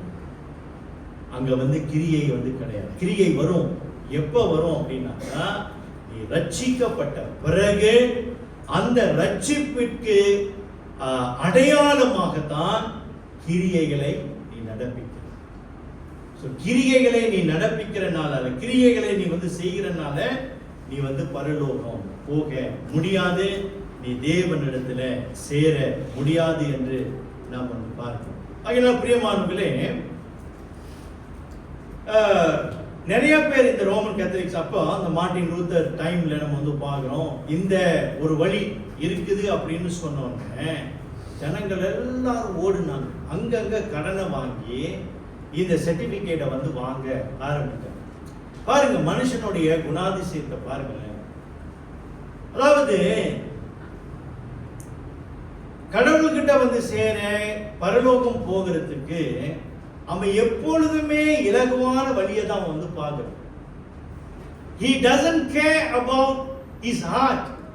தன்னுடைய மனசை குறித்து அவனுக்கு எந்த ஒரு கவலையும் கிடையாது. இந்த மனசு மாறணும், இந்த மனசு மனம் திரும்பணும். அந்த மனம் திரும்புதல் அவனுக்கு விருப்பமே கிடையாது. அவனுக்கு எது விருப்பம்னா, நான் நல்லது செய்யணும், அந்த வெளியில, இந்த வெளியில உள்ளது, இதை செய்யணுமா நான் செய்யறேன், அன்னதானம் பண்ணுமா பண்றேன், வேலைக்கு கொடுக்கணுமா கொடுக்குறேன், சரியா? நான் அங்க போகணுமா, அந்த கோயிலுக்கு போகணுமா நான் போறேன், சரியா? நான் இத்தனை நாலு மாசம் கணக்குல நான் உபவாசம் எடுக்கணுமா எடுக்கிறேன், எல்லாம் செய்யறேன். இந்த வெளியில உள்ளதுதான் அவன் செய்ய பார்க்கிறான். ஏன்னா அதுதான் அவனுக்கு இலகுவாக இருக்குது. அந்த உள்ளுக்கு மனம் மாறணும் என்ற அந்த விருப்பமே அவனுக்கு கிடையாது. அதனாலதான் பாருங்க அந்த ரோமன் கேத்தலிக்ஸ்ல போப்பாண்டவர் இந்த வழியை சொல்லும்போது அவன் ஓடுறான். அவனுக்காக ஓடுறது மாத்திரமல்ல, செத்து போனவங்களுக்கும் ஓடுறான், எல்லாத்துக்கும் அவன் ஓடுறான். பிள்ளை குட்டிக்காக எல்லாம் ஓடுறான் சர்டிபிகேட் வாங்குறது. சரியா? பிரியமானவர்களே, மூன்றாவது நம்ம என்ன பார்க்கிறோம்னா, the response to God's free salvation. பாவ மன்னிப்பு இந்த பாவ மன்னிப்பு சீட்டில் நமக்கு இல்ல. பாவ மன்னிப்புக்கு கர்த்தராகிய இயேசு கிறிஸ்து கிருபாதார பலியாக இயேசு கிறிஸ்து தன்னையே சிலுவையில ஒப்பு கொடுத்து நமக்காக அவர் மரித்ததினால்தான் அந்த ரட்சிப்பு உண்டானது. அப்போ இன்றைக்கு நம்முடைய வாழ்க்கையில இன்றைக்கு தான் நம்ம எல்லாரும், நான் முதல் சொன்ன இந்த 25%, இந்த 75%, இன்னைக்கு அதுல நம்ம இருக்கிறோமா என்பதை நம்ம யோசித்து பார்ப்பதற்கு இந்த மூன்றாவது கேள்வி ரொம்ப ரொம்ப முக்கியம். தேவனுடைய இலவசமான ரட்சிப்புக்கு நம்முடைய மறு உத்தரவு என்ன? What is our response to God's free salvation? பிரியமானவர்களே, இந்த இலவசமான ரட்சிப்பு நம்ம சொல்லும் பொழுது இதயத்திலிருந்து கீழ்ப்படிய தயாராக இருக்கும்போது பாவத்திலிருந்து விடுதலை வருகிறது. சரிங்களா? பாவத்திலிருந்து விடுதலை நமக்கு வர வேண்டும் என்றால் நமக்கு இந்த உள்ளம் கீழ்ப்படிதல் இங்கிருந்து வரணும். கீழ்ப்படிதல் இங்கேருந்து வரலன்னா நமக்கு பாவ மன்னிப்பு வராது என்று நம்ம பார்க்கிறோம். ரோமர் 6ஆம் அதிகாரத்துல பாருங்க, வாசிங்க. ரோமர் 6. முன்னே நீங்கள் பாவத்திற்கு அடிமையாயிருந்தும் இப்பொழுது உங்களுக்கு ஒப்புவிக்கப்பட்ட உபதேச சட்டத்திற்கு நீங்கள் மனப்பூர்வமாய் கீழ்ப்படிந்ததினாலே தேவனுக்கு ஸ்தோத்திரம். பாவத்தினின்று நீங்கள் விடுதலையாக்கப்பட்டு நீதிக்கு அடிமையாகிறீர்கள். ஓகே, அங்க கவனிங்க. 17-18. முன்னே, அதாவது கர்த்தராகிய இயேசு கிறிஸ்துவை நீங்கள் ஏற்றுக்கொள்வதற்கு முன்னதாக நம்ம பார்க்கிறோம், பாவத்துக்கு நம்ம அடிமையாக இருந்தோம். முன்னே நீங்கள் பாவத்துக்கு அடிமைகளாக இருந்தோம். இப்பொழுது உங்களுக்கு ஒப்புவிக்கப்பட்ட உபதேசத்திற்கு நீங்கள் மனப்பூர்வமாய் கீழ்ப்படிந்ததினாலே தேவனுக்கு ஸ்தோத்திரம். அதாவது பவுல் என்ன சொல்றாருன்னா, உங்களுக்கு அளிக்கப்பட்ட ஒப்புவிக்கப்பட்ட உபதேசம் என்று சொல்லும் பொழுது the good news, the gospel, சரியா? ஏன்னா இந்த சுவிசேஷம், கர்த்தராகிய இயேசு கிறிஸ்து நம்முடைய பாவங்களுக்காக சிலுவையில மரித்து அடக்கம் பண்ணப்பட்டு 3ஆம் நாள் உயிர்த்தெழுந்தார். அதுதான் அந்த gospel. அந்த ஒப்புவிக்கப்பட்ட உபதேசத்திற்கு நீங்கள் மனப்பூர்வமாய் கீழ்ப்படிந்ததினாலே தேவனுக்கு ஸ்தோத்திரம். அதனுடைய விளைவு என்ன? உங்களுடைய கீழ்ப்படிதலினுடைய விளைவு பாவத்தினின்று நீங்கள் விடுதலையாக்கப்பட்டு நீதிக்கு அடிமைகளாவீர்கள். You become righteous. சரியா? இப்போ அந்த நீதிக்கு நீங்கள் அடிமையாக இருக்கு. பாவத்துக்கு அடிமை இல்லை, நீதிக்கு அடிமையாக இருக்கிறீர்கள். ரோமர் 3 நம்ம வாசித்தோம் 24ஆம் வசனத்துல, இலவசமாய் அவருடைய கிருபையினாலே கிறிஸ்து இயேசுவில் உள்ள மீட்பை கொண்டு நீதிமான்களாக்கப்படுகிறார்கள் அப்படின்னு பார்க்கிறோம். கிறிஸ்து இயேசுவில் உள்ள மீட்பு, கர்த்தராகிய இயேசு கிறிஸ்து நமக்காக மரித்ததினால அதை நம்ம விசுவாசிக்கும் போது உள்ளத்திலிருந்து இந்த சுவிசேஷத்துக்கு நம்ம கீழ்ப்படிந்து நம்முடைய இருதயத்தை கர்த்தருக்கு நம்ம ஒப்பு கொடுக்கும் பொழுது நாம் இந்த ரட்சிப்பை பெற்றுக்கொள்கிறோம். பிரியமானவர்களே, இந்த கீழ்ப்படிதலை நம்ம பார்க்கும்போது முதலாவது என்ன பார்க்கிறோம் என்றால், நம்முடைய பாவங்களுக்காக மரித்த இயேசுவை விசுவாசிக்கிறோம். இல்ல, அவ்வளவுதான். இன்னைக்கு கடவுள் நம்மள்ட்ட கேட்கிறது, நம்மளுடைய இருதயத்தை தான் அவர் கேட்கிறார். போப்பாண்டவர் என்ன செஞ்சாங்க? உங்களுக்கு பணத்தை கொடுங்க, பணம் கொடுங்க. உள்ளத்தை குறித்து ஒண்ணுமே இல்லை, அந்த வெளியே உள்ள கிரியைகள். பணம் கொடுங்க, நீங்க ரட்சிக்கப்படுவீங்க அப்படின்னு இல்லை. நம்ம இன்றைக்கே கர்த்தராகிய இயேசு கிறிஸ்து நமக்காக, நம்முடைய பாவங்களுக்காக மரித்தார் என்று நம்ம விசுவாசிக்கும் பொழுது அந்த கீழ்ப்படிதல் நமக்குள்ளாக வருகிறது. இரண்டாவதாக நம்ம பார்க்கிறோம், பாவத்திலிருந்து மனம் திரும்புதல். பாவத்திலிருந்து மனம் திரும்புதல் என்று சொல்லும் பொழுது அது உள்ளத்தை சம்பந்தப்படுத்துகிறது, தொடர்பு படுத்துகிறது. ஏனென்றால் இந்த உள்ளம் மனம் திரும்பினால் ஒழிய நாம் மெய்யான ரட்சிப்புக்குள்ள வர முடியாது.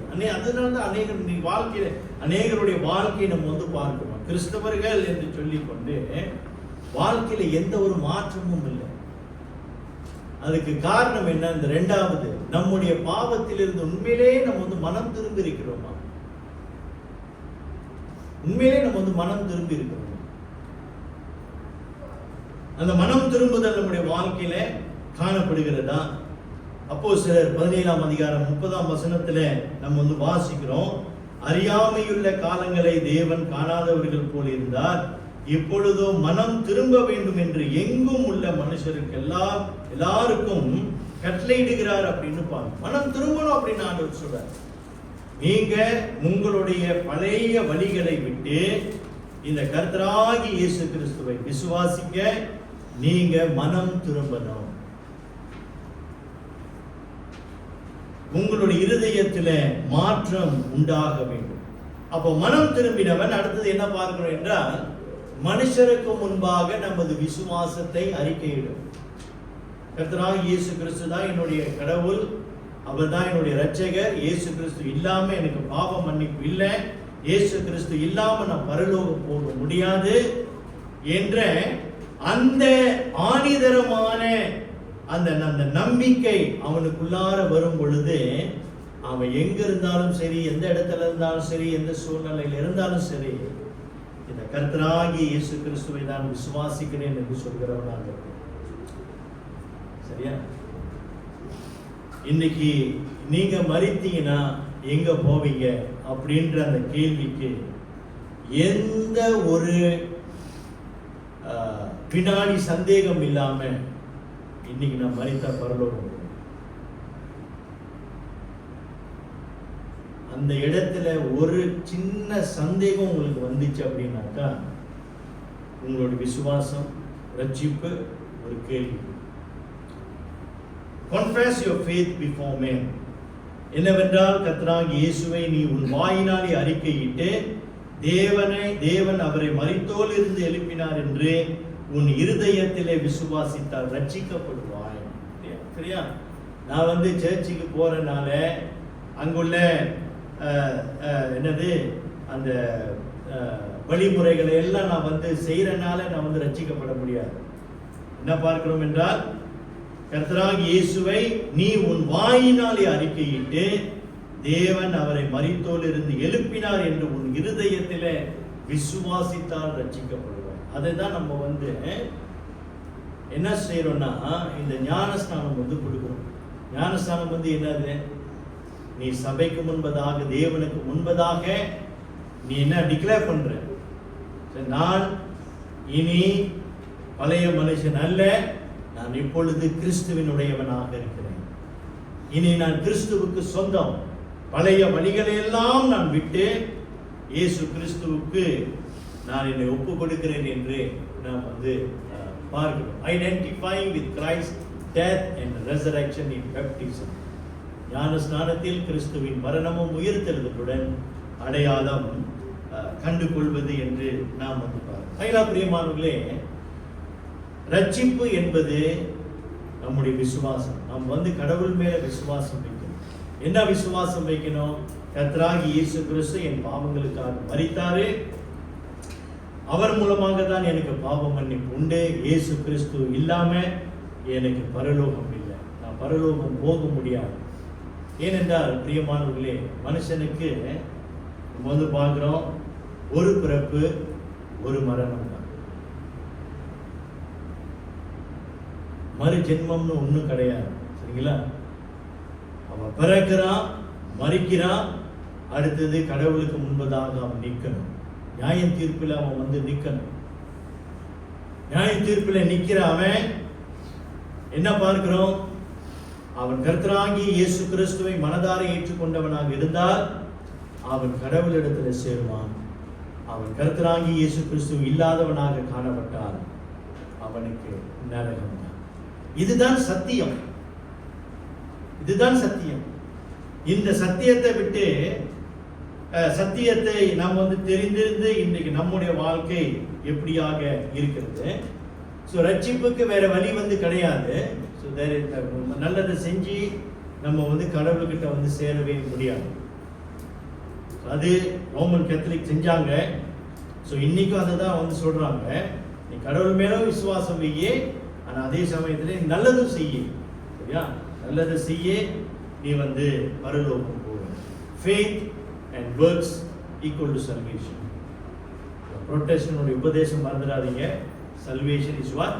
Faith alone. விசுவாசம் மாத்திரம். ஆகையால் பிரியமானவர்களே, இந்த ரெஃபர்மேஷன் டே, சீர்திருத்த நாள் நம்ம நினைவு கூறும்போது இந்த ஒரு கேள்வியை நம்ம எல்லாரும் கேட்கணும். 2 கொரிந்தியர் 13:5 வாசிங்க. அதை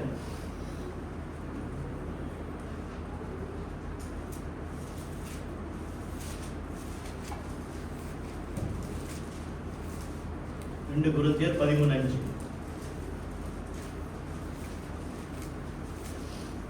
நீங்கள் விசுவாசம் உள்ளவர்களோ என்று உங்களை நீங்களே சோதித்து அறியுங்கள். உங்களை நீங்களே பரிசீலித்து பாருங்கள். இயேசு கிறிஸ்து உங்களுக்குள் இருக்கிறார் என்று உங்களை நீங்களே அறியுங்களா?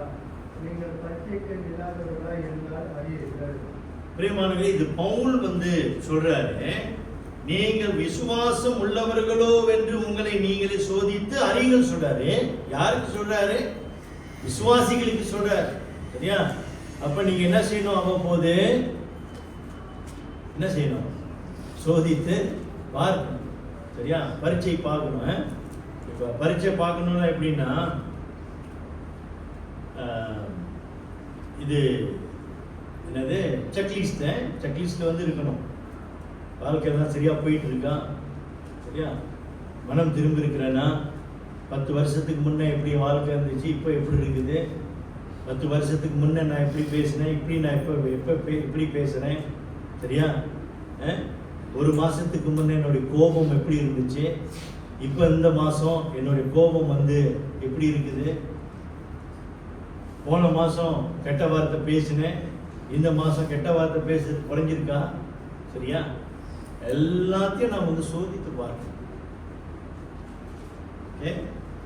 சோதித்தாரீங்க, உங்களை நீங்களே பரீட்சித்து பாருங்கள், சோதித்து பாருங்க. இயேசு கிறிஸ்து உங்களுக்குள் இருக்கிறாரா என்று உங்களை நீங்களே அறியீர்களா? அதே சோதித்து பாருங்க. உண்மையிலே இயேசு எனக்குள்ள இருக்கிறாரா? சரியா? நீங்கள் பரீட்சைக்கு நில்லாதவர்களாக இருந்தால் அறியீர்கள். சோதித்து பார்க்க சொல்றாரு.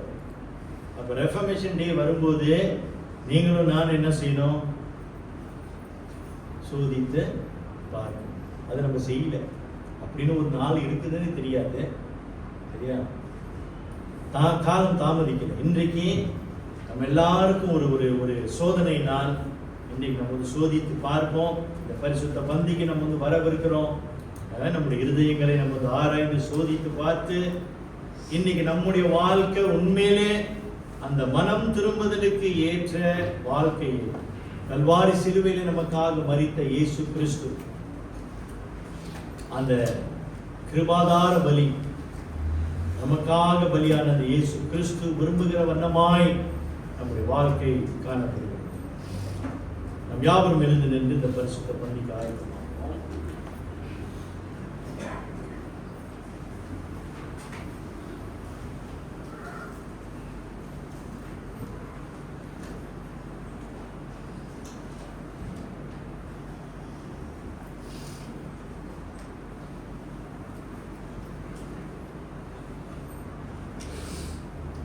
பிரியமானவர்களே, நம்ம எழுந்து நின்றிருக்கிற இந்த வேளையில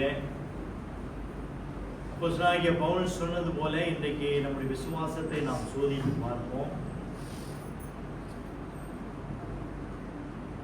இன்றைக்கு நாம் உணர்ச்சி பூர்வமாக நாம் வாழ்க்கை வாழ்வதல்ல. உணர்ச்சி பூர்வமாய் வாழ்வது கிறிஸ்தவ ஜீவியம் கிடையாது. சத்தியத்தின்படி வாழ்கிற வாழ்க்கை தான் கிறிஸ்தவ ஜீவியம். பரிசுத்த வேதத்தின்படி வாழ்கிற வாழ்க்கை தான் கிறிஸ்தவ ஜீவியம். இன்னைக்கு நம்முடைய வாழ்க்கையை நம்ம சோதித்து பார்ப்போம். இன்னைக்கு வேதம் சொல்கிற பிரகாரமாக நான் வாழ்கிறேன். இன்னைக்கு நான் பேசுற வார்த்தை,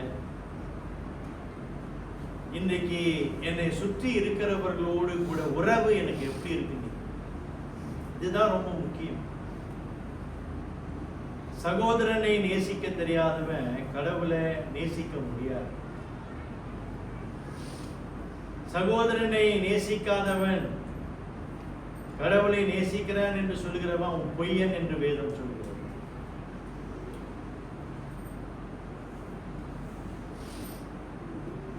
இன்னைக்கு நமக்குள்ள உறவு சரியில்லைன்னா, மெய்யாகவே இயேசு நமக்குள்ள இருக்கிறார். அவள் சொன்னது போல நம்ம சோதித்து பார்த்து,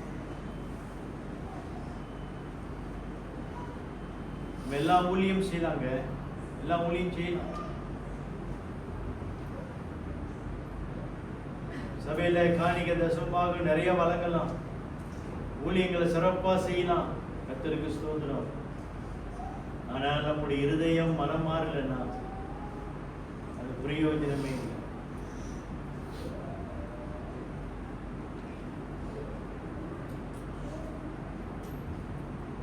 பரிசுத்தத்திற்கு தேவன் நம்மை அழைத்திருக்கிறார். இன்னைக்கு நம்முடைய வாழ்க்கை இன்னும் இந்த உலகத்தை போல இருக்கிறது. நம்ம வாயில வருகிற வார்த்தை இந்த உலகத்தார் பேசுற வார்த்தை போல இருக்குது.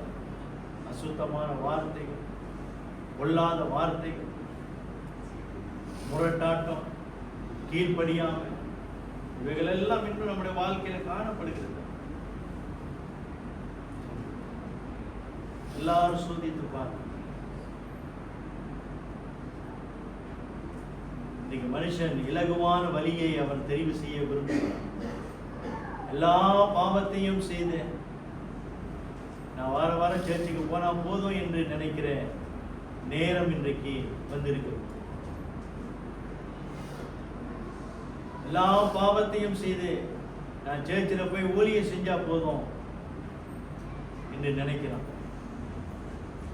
உள்ளம் மாற விரும்புது. தேவன் உன்னுடைய உள்ளத்தை பார்க்கிறார். உன்னுடைய வாழ்க்கையில எவ்வளவு மனம் திரும்புதல் இருக்கிறதை தேவன் பார்க்க விரும்புகிறார். பிரியமானவர்களே, கர்த்தராகிய இயேசு கிறிஸ்து உண்மையிலே உங்களுடைய வாழ்க்கையில இருக்கிறார். நம்ம எல்லாரும் நம்முடைய வாழ்க்கையை சோதித்து பார்த்து இந்த பரிசுத்த பந்திக்கு நம்ம ஆயிக்கலாம். உங்களுக்காக ஜெபிக்கிறோம்.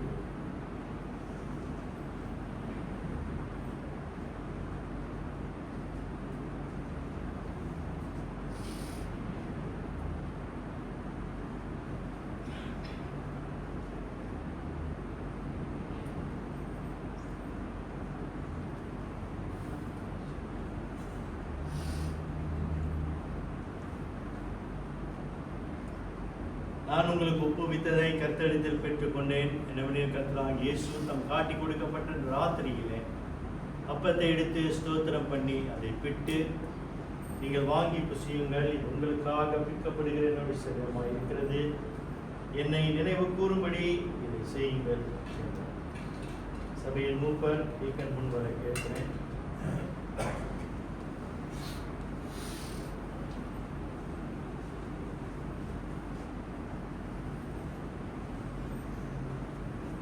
இயேசுவே என் தெய்வமே,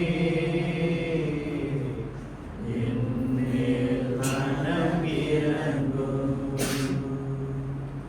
இயேசுவே என் தெய்வமே, என்னேல் மனம் இறங்கும். நான் பாவம் செய்தேன், உம்மை நோக செய்தேன்.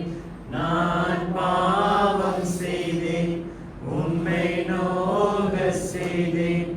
உம்மை தேடாமல் வாழ்ந்து வந்தேன். உம்மை தேடாமல் வாழ்ந்து வந்தேன். என்னை மன்னியும் தெய்வமே, என்னை மன்னியும் தெய்வமே. இயேசுவே என் தெய்வமே, என்னேல் மனம் இறங்கும்.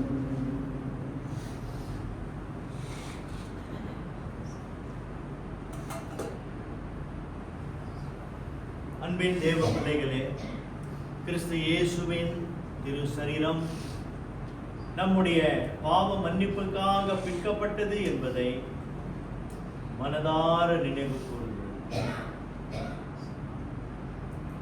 விசுவாசத்துடன் இதை புசியுங்கள்.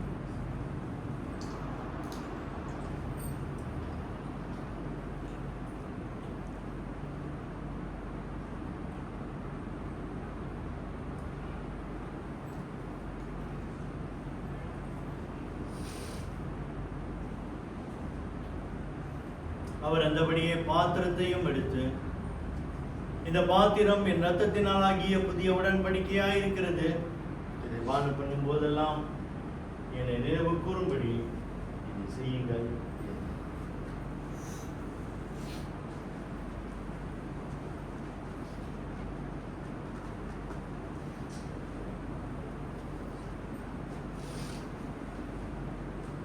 ஒப்பு கொடுத்தீரையா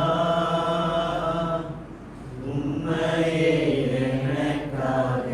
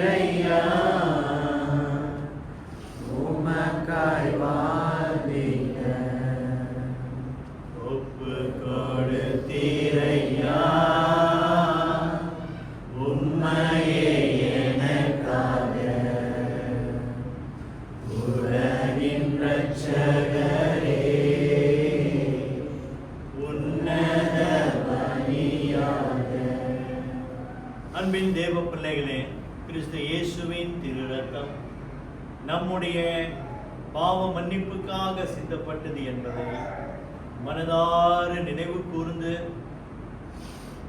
விசுவாசத்துடன் இதை வானம்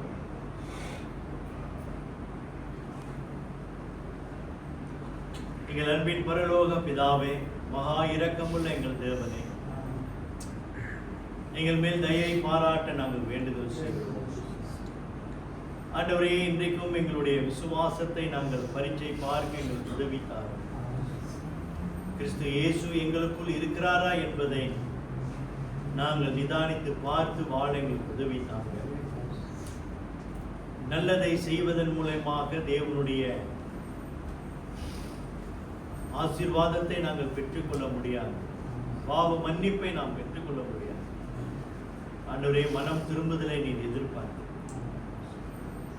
ஒவ்வொரு நாளும் எங்களுடைய பாவத்திலிருந்து நாங்கள் மனம் திரும்ப எங்களுக்கு உதவித்தார். உங்களுடைய வார்த்தை கொண்டு கர்த்தாவே எங்களோடு பேசும். தேவனே, உமக்கு பிரியமான வாழ்க்கை வாழ எங்களுக்கு உதவித்தார். தேவனே, எங்கள் மேல் இரக்கமாய் இயேசு நாமத்தில் ஜெபிக்கிறோம் பிதாவே. ஆமென். நின்றவனமாக நாம் இறுதி பாடலுக்கு கடந்து செல்கிறோம்.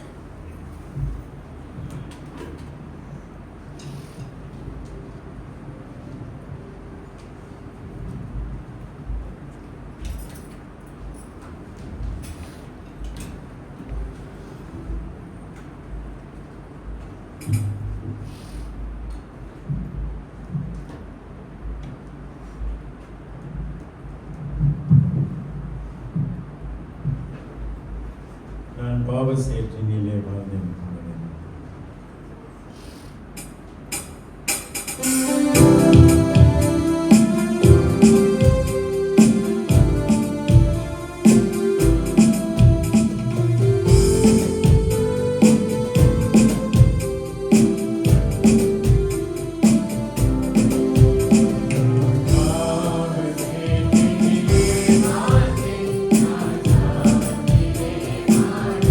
Amen.